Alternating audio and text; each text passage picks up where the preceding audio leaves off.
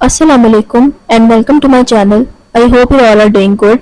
आज हम पढ़ेंगे बायोलॉजी का चैप्टर नंबर 2 जिसका नाम है सॉल्विंग अ बायोलॉजिकल प्रॉब्लम और इसमें हम डिस्कस करेंगे थ्योरी, लॉ एंड प्रिंसिपल। सो अब हम देखते हैं कि what is theory. When a hypothesis is given a repeated exposure to experimentation and is not falsified, it increases biologist confidence in hypothesis।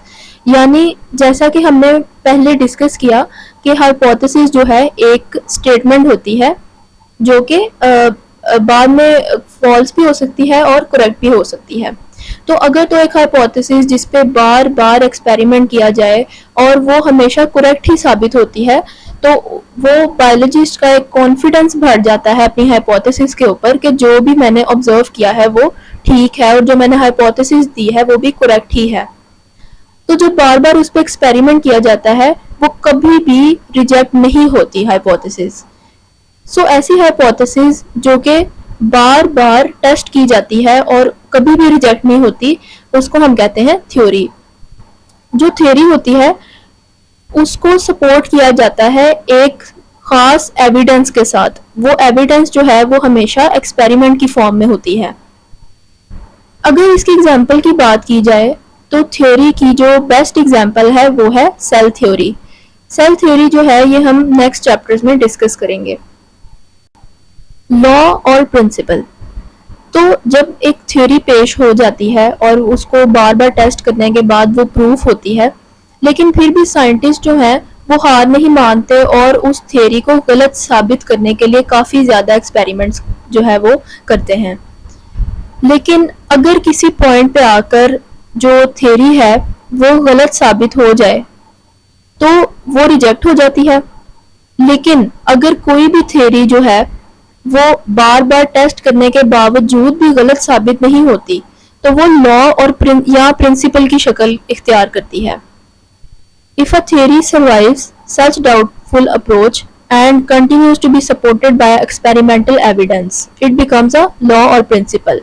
ऐसी थ्योरी जिसके ऊपर कोई भी डाउट की गुंजाइश नहीं रहती और उसके ऊपर जब भी एक्सपेरिमेंट किया जाता है वो सच ही साबित होती है तो वो लॉ या प्रिंसिपल की शक्ल इख्तियार करती है।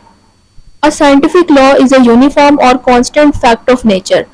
अब जो लॉ या प्रिंसिपल होता है ये एक सच चीज होती है जो कि कोई भी इंसान इसको रिजेक्ट नहीं कर सकता, इसको गलत साबित नहीं कर सकता। इसकी अगर हम एग्जांपल की बात करें तो कुछ बायोलॉजिकल लॉज जो हैं वो है Hardy Weinberg law and Mendel's law of inheritance. So ये जो है ये पूरे के पूरे बायोलॉजिकल मेथड जिसको हम पहले डिस्कस कर चुके हैं उसकी एक समरी है।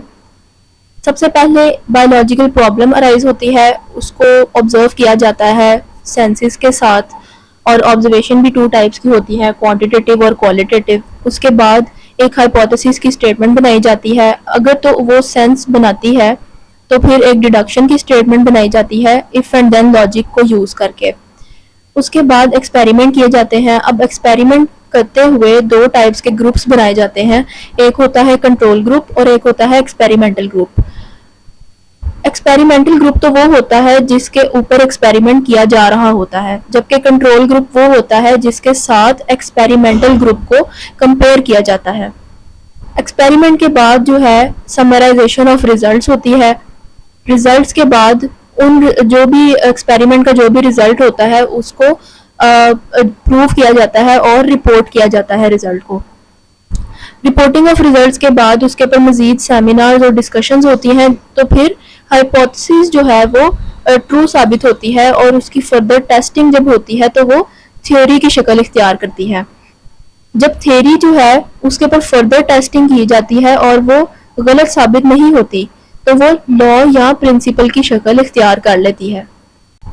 सो आई होप दैट आज का टॉपिक आपको समझ आया होगा और अगर समझ आया so do like, comment, share and subscribe to my channel and also click the bell icon ताकि आपको मेरी वीडियोस की लेटेस्ट नोटिफिकेशंस टाइम पर मिलती रहें। Thank you.